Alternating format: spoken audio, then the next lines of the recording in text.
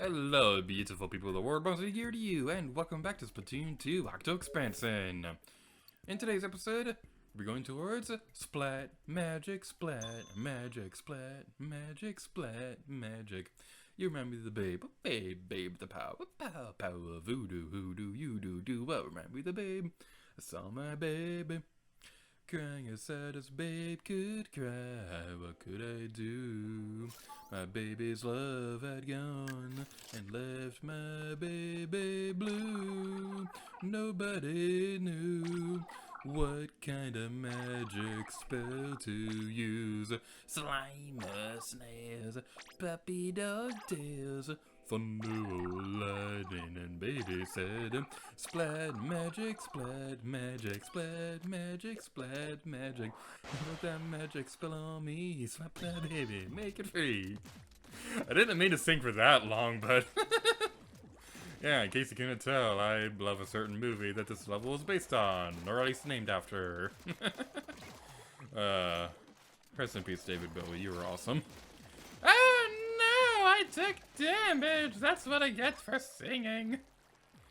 Okay, there's a bad guy up here we need to destroy because they ruined my hair. How could they? I worked hard on it. Alright then. Continue destroying these people, and you may look at this area and think, this area seems familiar. I wonder why.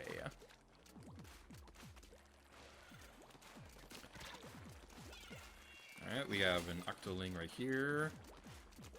Please be destroyed. Okay, there we go. Keep your voice down, Cap. Can they hear us from the intercom? I don't think they can.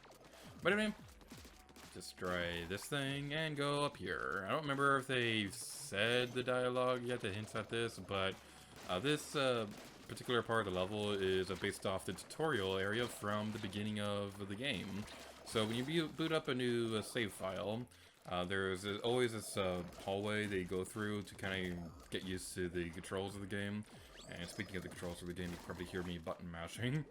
It's a little hard to not make that sound pick up on the microphone, but my recording space is a little bit limited in that department. So that's why I don't really use a whole lot of button mashing weapons. Bleh, words are difficult to speak. Right? Destroy you. I didn't want to because you have a bucket and I appreciate your weapon usage, but I had to do it. Can you please forgive me?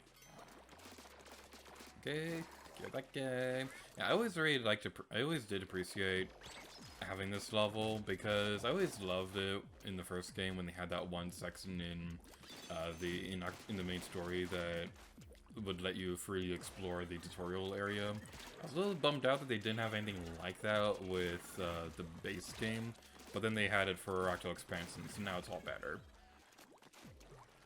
Octo Expansion in general just makes everything better. Like, this game was pretty great when it first came out, but my goodness, Octo Expansion just made this game one of my favorite games on Nintendo Switch. Who knows, maybe they'll do a Splatoon 3, and maybe I'll end up liking that game a bit more, but I don't really know what they can do with the Splatoon 3 to make me like that game more than I love this one.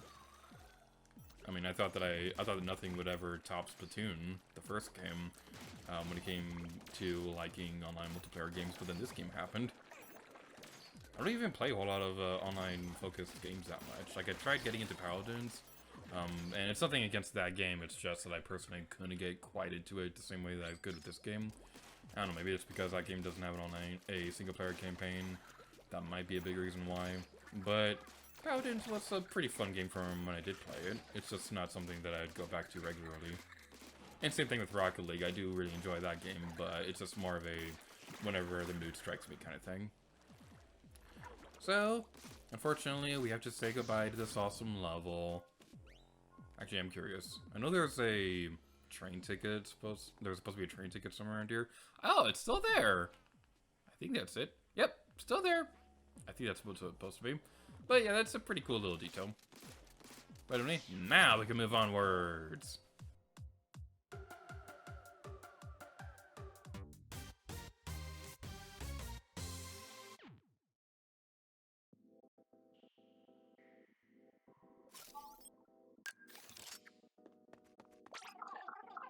It's important that you learn to get the most out of your inkjet. One move you'll want to master is pressing B to make the inkjet float a bit. You can press ZL to submerge in ink rails, even when using the inkjet. If you want to shoot from an ink rail, just press ZR. Be sure to submerge back into the ink rail after you shoot, though, or you'll fall.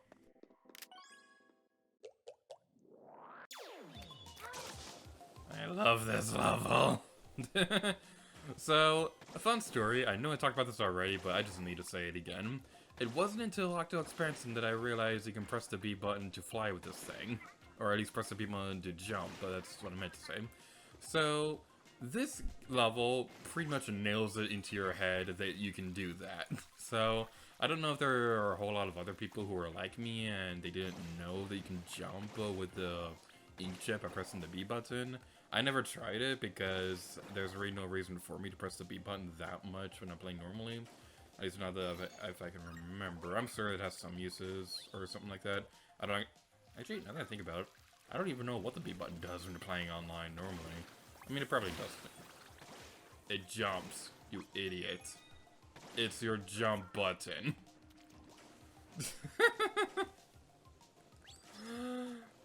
Okay, whenever I think jump button in Splatoon, my mind still goes to the X button, even though subconsciously now I know for this game to press the B button. I'm sorry, I'm stupid sometimes. But anyway, enough stupidity, we can go over here, and by the way, this level name, I gotta say, Goose Station. Being a big fan of the Captain Marvel movie, I appreciate the name of this level even more, even though that was definitely not intentional, because that movie didn't even exist when they made this level. But I just love it so much. Whenever I hear Goose, I can't help but think of Captain Marvel, and that's something that I always appreciate because I like that movie. So, unfortunately, our shot will not be able to cover that distance, but your first target is going to be the heavy Splatling because they will deal the most damage quickly. Same thing can be said for the snipers as well, but they're a bit easier to hide from. After we recover our health and our armor and all the awesome stuff, we can go over here. The jump button is your best friend forever when it comes to dodging these bad guys. The little ones are probably going to be a little bit more of a headache to deal with because they're so small. But don't let them overwhelm you and you should be okay. Take care of you and take care of you. Okie dokie. Something else is moving. Alright, go time to merge and proceed carefully. Before you do anything else, I just want to point out something really cool. I didn't know about this for the longest time, but if you can actually get up here, you can see Cucumber. You can't actually interact with him though, but you can see like a golden sea cucumber, and oh, he does react to your ink. That's pretty cool. But yeah, I didn't know for the longest time that you can actually get up there. That's pretty cool.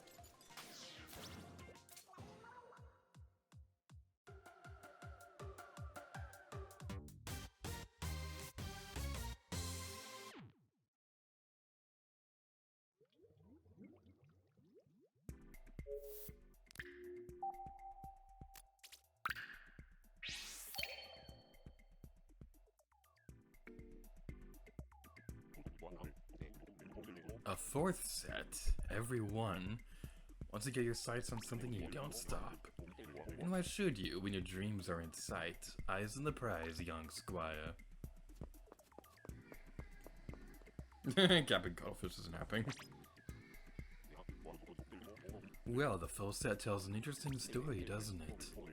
One good turn deserves another. Try this on for size when you reach the promised land. Everything worthwhile in this world was hard fought for. Keep fighting the good fight. Now, before we move on to the imaginary land of the alternate save file, I do want to talk about the memcakes for a moment, because something very interesting about them that I'm not really going to have a whole lot of chances to really talk about in this Let's Play is the memcakes themselves, because like I said earlier in the Let's Play, we're not going to be verbally reading these off screen. You can pause the video on your own time if you want to do that. But something really cool about these is reading the memcakes themselves.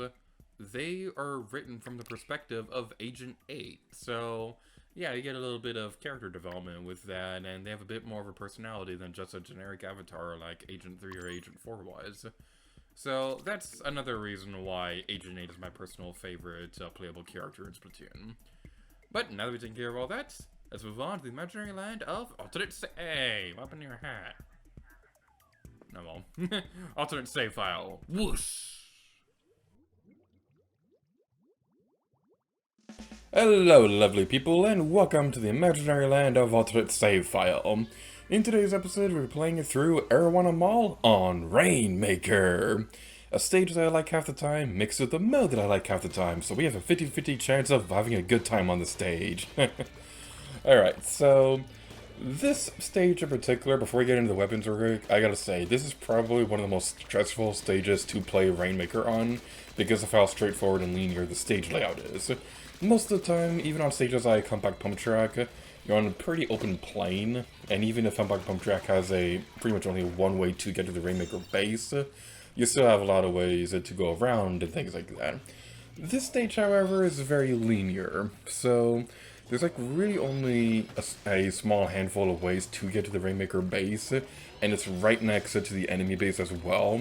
So if you splat somebody, you are nowhere near safe. So yeah, this is definitely one of the most stressful stages to play on Rainmaker, and I gotta say, it's also probably the least fun to play on one-on-one, because if you get splatted, there's pretty much no chance of you for you to catch up. Like, the Rainmaker blast itself, it also doesn't help the fact that the range on it and the way that it attacks also makes it very dangerous in small compact corridors. So this is also kind of intense to play, even more so than Port Mackerel on Rainmaker. Actually, I probably shouldn't say that because Port Mackerel is basically nothing but linear corridors. And as you can see, the match was over in like barely a minute or two. But none of that matters right now because we're going to be talking about the weapons this time around. We're going to be discussing the sloshing machine and the blah blah burr. We were just using the blah blah burr a moment ago, and it is one of the best weapons in the entire game. But we're going to talk about that one first. We're going to talk about the sloshing machine, because there's a lot to say about this one, and I want to go over it quickly. So, the sloshing machine is a bit of a weird one, because how this one works is it fires a thin trail of ink forward, but what's really cool about it is that the shot itself has a splashing effect where even if you didn't get directly hit by it, you're still taking damage if you're close to it. So this is a very dangerous one to use, especially on tower control, because combine that with an auto bomb, where they're going to try to get away from it, but then you can use your regular attack, and they're still taking damage from trying to get away from it. It is a very dangerous combination, and this weapon in general is also just, in general, just really mean on tower control, so if you're a slosher main, use this weapon on tower control. I don't like tower control, and I don't really care that much for using this weapon, so that's why I'm not following my own advice. There are 3 versions of a sloshing machine. The regular version comes with an auto bomb and a stingray on up to level 13. The sloshing machine Neo comes with a point sensor and a splat bomb launcher on up to level 19. This one is the 3rd most expensive weapon in the game and the most expensive slosher, and it is not worth it at all because the original sloshing machine is way better than this one in every way. And there is the cancel sloshing machine, which comes with a fizzy bomb and a splashdown unlocked at level 21. This is probably the one that I would go with if I were to use the sloshing machine, simply just because of the fact that the fizzy bomb is a lot of fun and splashdown is one of the best vessels in the entire game. Now the sloshing machine itself, this one is very dangerous because the auto bomb is a very powerful sub-weapon in the first place, but a stingray? You can definitely tell why this is probably one of the most fan favorites to use on tower control, because a stingray on that mode is just pure evil.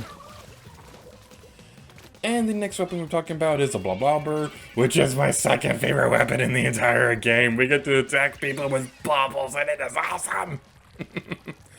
So how this one works is it fires a trail of 4 bubbles straight forward, but the really cool thing about them is that as they're bouncing around, they can also bounce off walls.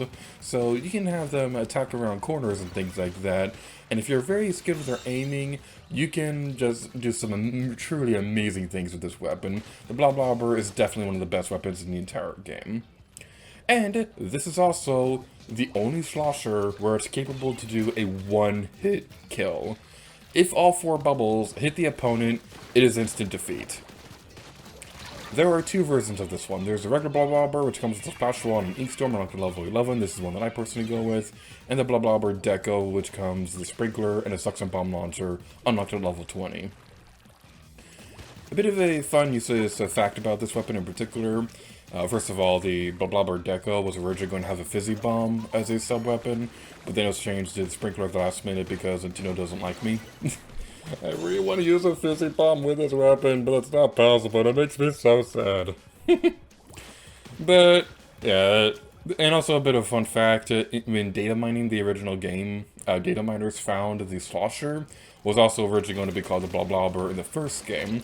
So it's really nice that such a fun name did eventually make its way into the final product.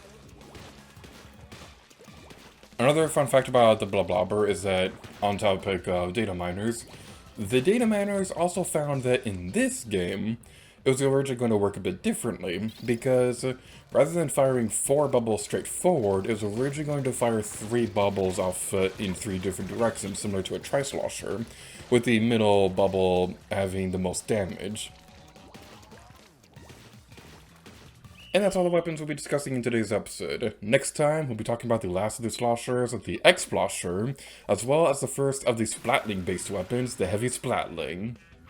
Now we've taken care of all that, we're ending this video off here. So thank you all so much for watching this episode of Splatoon 2 Octo Expansion, and until next time, Lady Gear to you. Oh yeah.